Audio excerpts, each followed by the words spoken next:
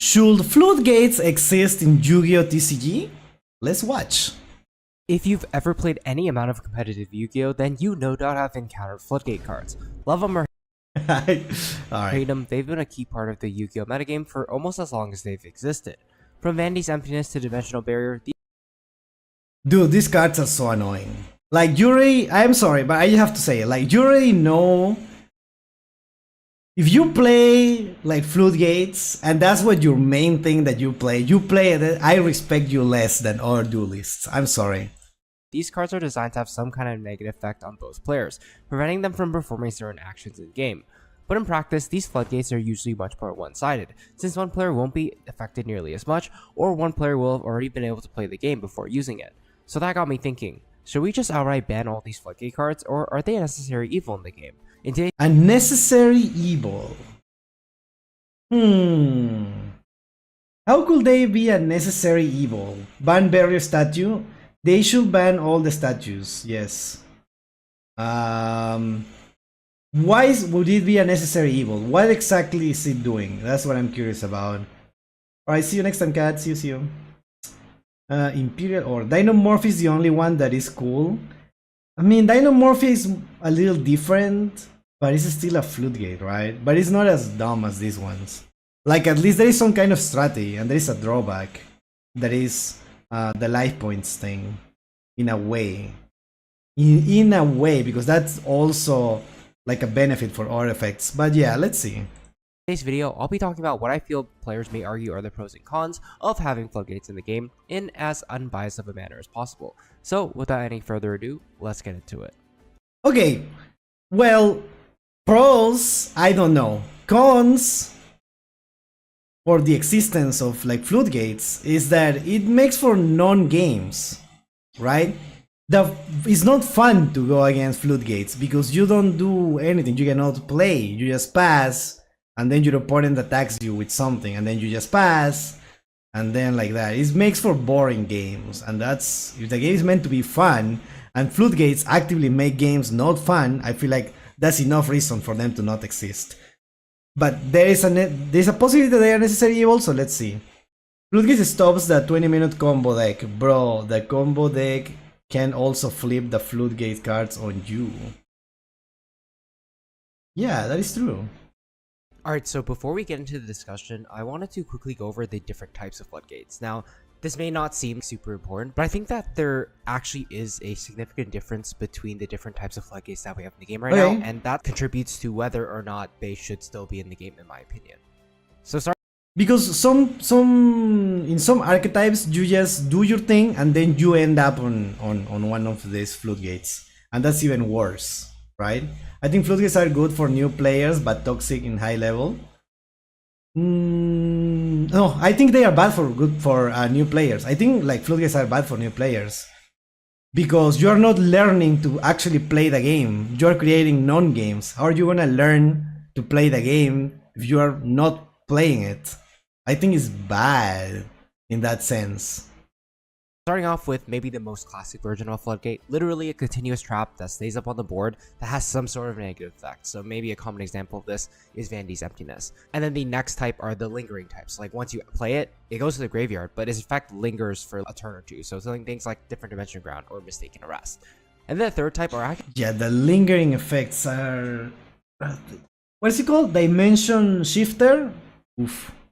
the floodgates that you can play turn one, like without having to wait a turn. So all the floodgates before that we mentioned, you're gonna have to set them and then activate them on your opponent's turn. But something like Dimensional Fissure, you can activate right away. And why that's significant is because its effect can start applying right away.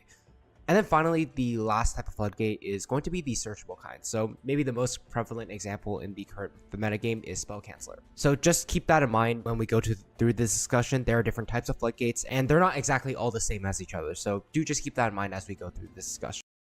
Interesting. I agree. A new player using floodgates does not learn how to interact beyond I flip this and I win the match.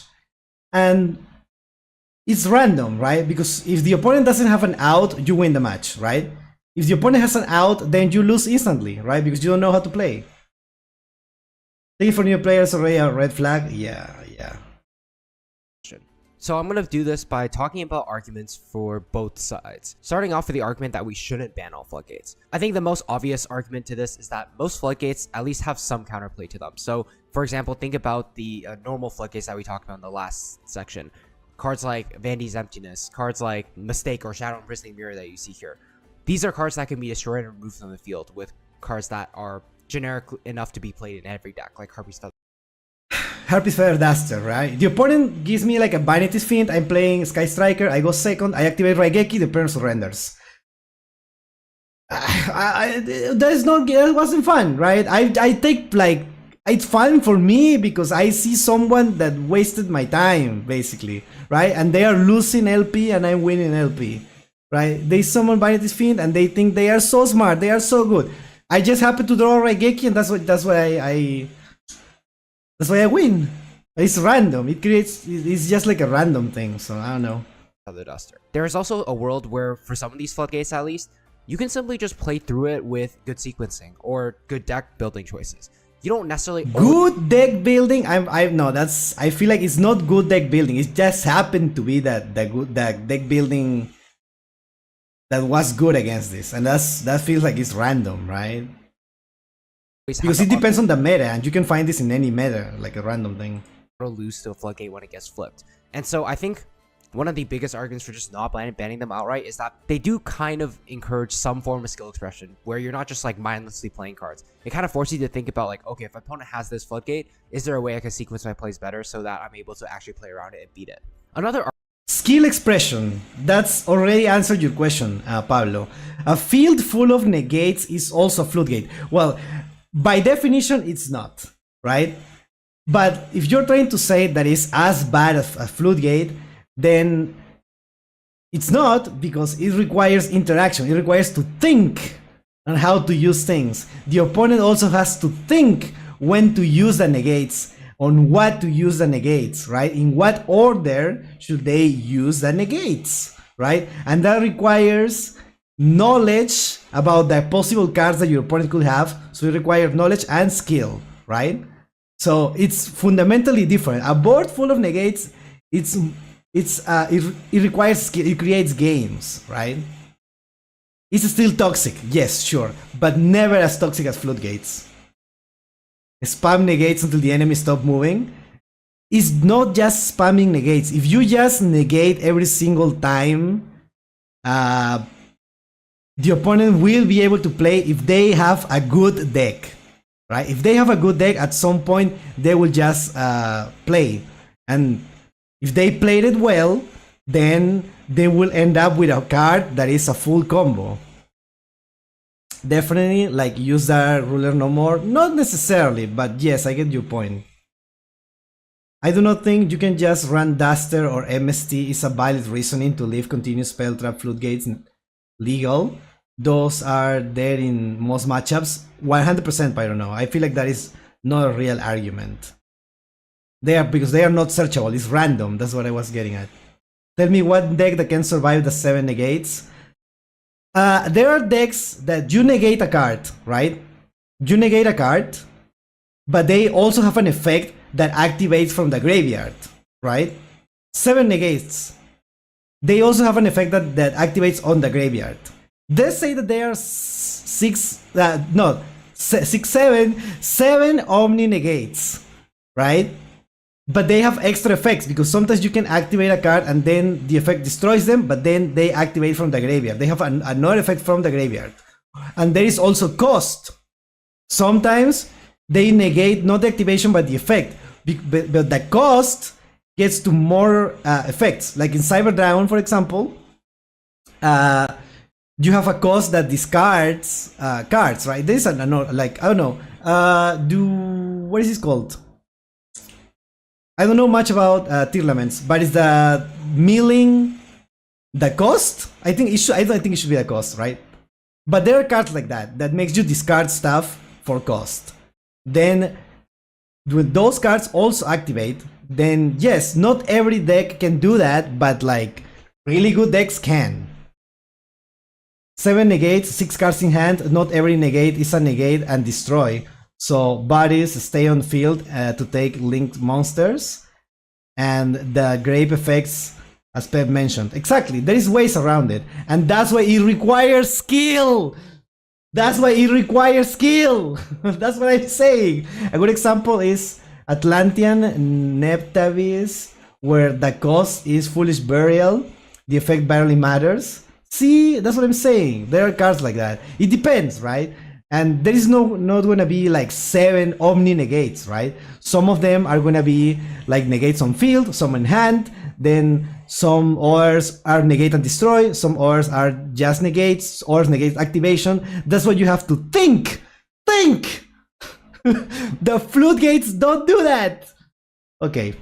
Argument is that Floodgates can quote-unquote even the playing field for decks that are naturally weaker than other decks in the format, or lessen the skill difference between players. Just think about how many games have been won when a rogue deck just flips a Floodgate that the meta deck can't deal with, or a player who's isn't necessarily as skilled as their opponent, just flipping up a Floodgate and saying, okay, it doesn't matter if you're better than me. In some sense, that can be sort of a balancing mechanic that is necessary in a card game. It makes it so a wider variety of decks can potentially compete. Maybe they're not competing in terms of how strong their engines are, but it still gives them at least a chance to be played at the highest level and still have the potential to do well. Basically, I think that's a bad thing. I actually think that's a bad thing. Because it's just random, right? It's just random. If they can only compete if the opponent doesn't draw the out, right? So it creates a way where bad players can defeat good players. So it's a bad thing. Bad players shouldn't be able to defeat good players. I don't know. The bottom line argument, I think, for the side of not banning all the Floodgates is that you can see them as sort of necessary evils in order to check the best decks in the game. Like, if there were no Floodgates that could hit the best decks, well, all those best decks would just be running rampant. And instead of losing to a Floodgate, you'd probably just be losing to that deck setting up a big board or something that you can't break.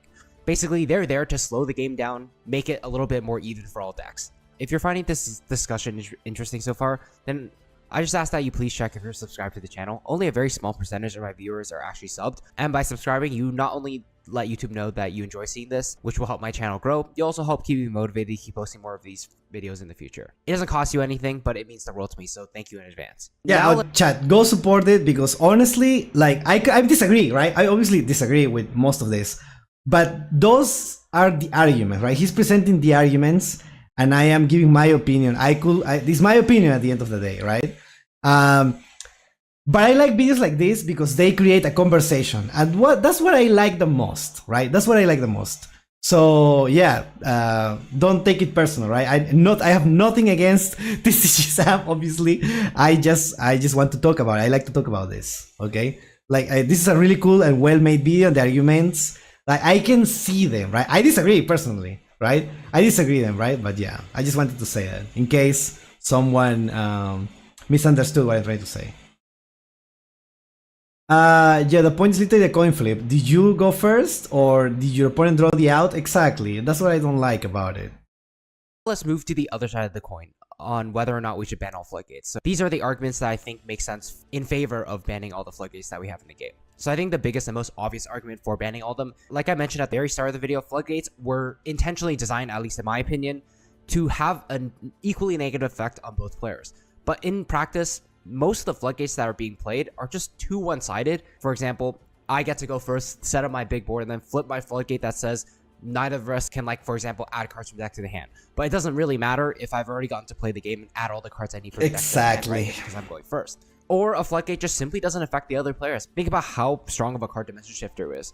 My Dracotail opponent gets to go first. I'm playing Malice. I drop Dimension Shifter on them. They can't do anything, but it doesn't affect me at all. Ultimately, this it's not a problem for the Malice player to banish cards. Like, it's good. It's a positive effect. Make it feel very imbalanced when one player does get to see this overpowered Floodgate and then the other player just can't really do anything about it. I also think another big problem is that most of these Floodgates are just way too easily accessible in the modern game nowadays. So maybe back in the day when there was, like, let's say 1 copy of Vanity's Emptiness in everyone's deck, it wasn't a searchable card. Maybe you'll see it once every, like, 8 to 10 games, which is not that big of a deal. But nowadays, with cards like Triple Tactics Thrust, decks being able to draw so many more cards than they ever have been before, or just having decks that can search a Floodgate, like I mentioned with Spell Canceller, this can make it so these Floodgates are seen in more games than not. And ultimately, that can be a very frustrating experience for anyone to play against, because if they're dealing with these super broken cards almost every game that they play and they can't really do anything about it, it's not going to be a good time. Also, another argument to just ban all the floodgates outright, even if that specific floodgate isn't good at this current moment, it's possible it can be problematic in the future. Okay, I can't believe I am gonna say this, but I feel like that is not a good argument. I'm gonna argue against this because I feel like cards shouldn't be banned because they are gonna be problematic in the future. What? Are we like already? Are we gonna, arrest people, putting them in jail before they commit the crimes? Is that what we're doing? We don't do that, right? I feel like we shouldn't do that. I feel like that is not a good thing to do because it's not a floodgate thing. It applies to any card. Just because a card could be problematic in the future doesn't mean that we need to ban them now, right? I don't know. I feel like that is not how it should work. And become overpowered. There was a period of time, let's say between Zodiac format in 2017 and 1 or 2 years ago in Yugioh format, where a card like Dimensional Barrier was decent, but it wasn't necessarily seeing play in every single deck. Or back when Dimension Shifter was released, it wasn't necessarily seeing play in every single deck to begin with, but over time as more and more decks entered the game, there were inevitably going to be decks that just didn't care about Dimension Shifter's downsides, and decks that were severely hampered by Dimension Shifter. So even... Good point, probably should have not banned Obedience School before Yami came out. I can't tell what exactly you're saying. Like, I don't know if this comment is supposed to be ironic or are you talking about the difference in the TCG and masterduel or the OCG? The thing is, like, sometimes because it already came out in the OCG, so it's already pre-banned in the TCG, right? You already know it's gonna be a problem, so you preemptively hit it.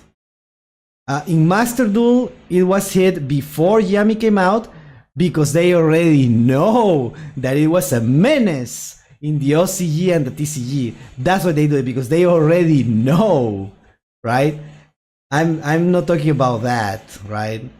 In that case, it makes sense. I feel like that is perfectly justified. Because it's already something proven, right? In this, if it's not proven, then no, I don't think so. Even though those cards weren't necessarily problems for certain periods of the metagame, ultimately these are cards that undoubtedly became problematic later on in the future, as we see with a card like Dimensional Barrier or Shifter.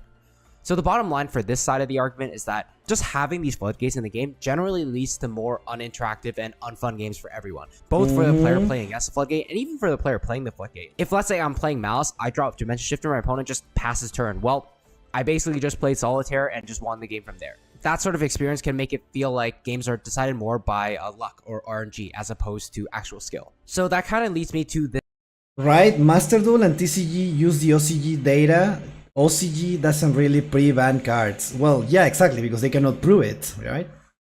This next part of the discussion. Are there any middle ground solutions? Do we have to ban all the floodgates, or do we have to keep all of them in the game for the game to remain fair? And here I've listed a few solutions that I think could potentially work. The first, maybe most obvious solution is just to give players more outs to floodgates in the format. For example, we have 1 copy of Harpy's Feather Duster, 3 copies of Lightning Storm, a few other back row removal cards, but generally most of these cards aren't seeing play aside from Harpy's Feather Duster and maybe Lightning Storm from here or there. But if we were to introduce a card, let's say like Red Reboot back into the game, these like, let's say, lingering trap cards that would otherwise play around cards like Harpy's Feather Duster, well, they no longer are able to do that when Red Reboot is a thing. But are you gonna put these cards into your deck just because of the possibility that your opponent might be playing Floodgates? But I think the biggest problem that you can all probably see with this is that a card like Red Reboot is incredibly broken in its own right and is essentially a floodgate for any trap deck that you're playing against. At least at the moment, I don't think there are enough cards to sort of counteract all the possible different floodgate iterations that we have out there. Even if we get a card like Red Reboot back somehow, well, that doesn't deal with like the searchable floodgates like Spell Canceller, or it doesn't deal with the spell floodgates like Dimensional Fissure, for example. So I ultimately don't think there are enough cards, at least at the moment, that can be used to counteract all the possible floodgate options that we have. So ultimately, maybe the solution wouldn't be the best. Another possible solution is just to simply straight up go ahead with banning all the floodgates and then try to scale back the power level of the game so that floodgates just aren't needed in the first That's place. not feasible. At least at the time of recording, we're in the midst of Branded Dracotail format, and I think Branded Dracotail is a deck that almost perfectly encapsulates this. It's still a very powerful meta deck, but I don't think you need to floodgate the deck in order to beat it. If deck's power levels were able to get to sort of the same level as Dracotail is, I think that's something that could ultimately lead to floodgates just not being needed in the first place. Now, ultimately, this is very hard to implement, and I'm sure inevitably there's going to be a deck that's going to be way stronger than they anticipated, so I don't think the solution is perfect either. Another potential fix is just to be able to fix some of the most problematic floodgates that we have at the moment by errataing them. This one, I think, is a little bit more experimental, and there may not be a perfect way to errata every single floodgate to make it more fair. Like, for example, if there was a line of text on Errata them, it would require to change a lot of cards. Maybe, let's say, a card like Mistake.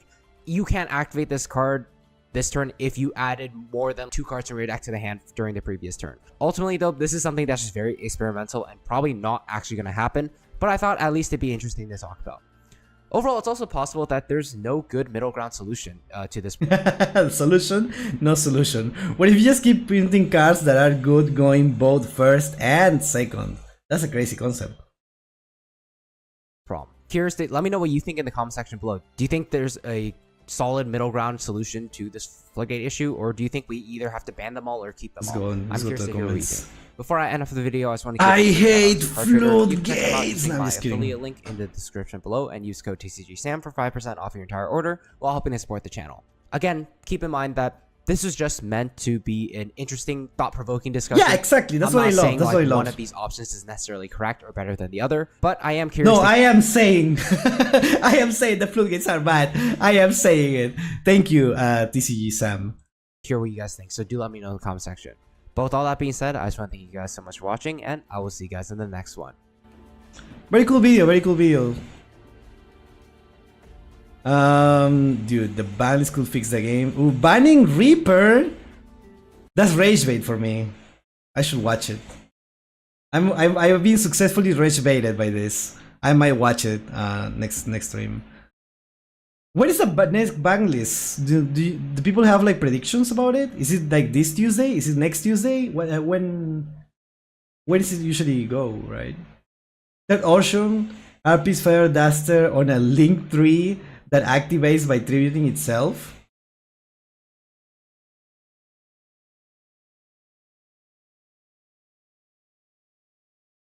Is that a reference to something? FST on link 2 Nightmare Phoenix. Yeah, that's a thing that exists. The thing is, like, for some decks, like just summoning 2 things and their dimension feature or whatever is already impossible. Not a reference, just an idea? Okay. The only problem with Phoenix is that it activates on the field, so a skill drain turns it off. If it's tributed itself, it will dodge. What, like tribute for cost? But how are you gonna get 2 monsters on field? Masterduel ban list should... Oh well, I guess you can do it with certain decks. I guess Yami can do that. You just normal summon one, then you special summon the other one. You already have 2 monsters. But now you have a Nightmare Phoenix in the the field.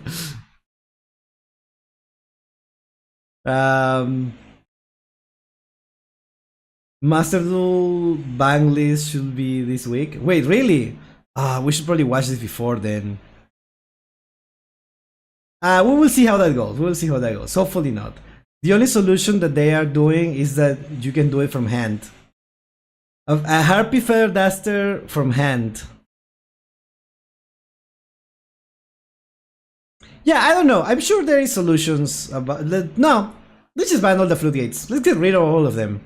They should have never existed. That's the solution. Honestly, people are just like overcomplicating it. The solution usually is the simplest one. Sometimes it is just like that. Sometimes the simplest solution is the best solution is the simplest one. Let's just ban everyone. No, no lie, I'm not expecting much from the ban list. There is not much they can do right now with Cool Tune still in the shop. Whoa, whoa, whoa! We're talking about the TCG, right? Oh, we're talking about the ban Master Duel, right? We're talking about Master Duel. Wait, really? Master Duel ban list? No, I thought we were talking about the TCG. Well, but you're right. This is for the TCG, right? I think this is for the TCG, and then, I mean, the Dark Magician Overframe is the Fair Duster at cost of discarding the spell. Ah, that's good. But it was about Master Duel. This video was about the TCG. That's why they said that Red Reboot is banned, because this video is about the TCG. By TCG Sam? Yeah, I think it's a TCG video.